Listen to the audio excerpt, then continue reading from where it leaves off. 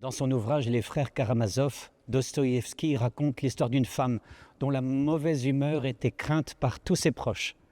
Et le jour où elle décède, son ange gardien est bien embêté car il ne trouve pas une bonne action pour l'aider à être admise au paradis.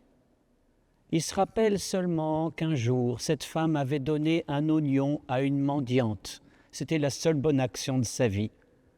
Alors, situé en haut d'un mur au ciel, l'ange demande à cette femme de s'agripper à l'oignon qu'elle avait donné à cette femme et de se hisser pour échapper aux flammes de l'enfer qui commencent à gagner l'endroit. Mais d'autres personnes qui, comme elle, attendaient une occasion favorable pour franchir le mur et arriver au ciel, s'agrippent à cette femme. Mais cette vieille femme, comme elle est revêche, elle commence à se débattre. « C'est mon oignon, pas le vôtre !» Et à force de gesticuler, voilà que la tige de l'oignon se rompt et tous tombent à terre. Et cette pauvre femme qui perd ainsi son dernier recours pour aller au ciel.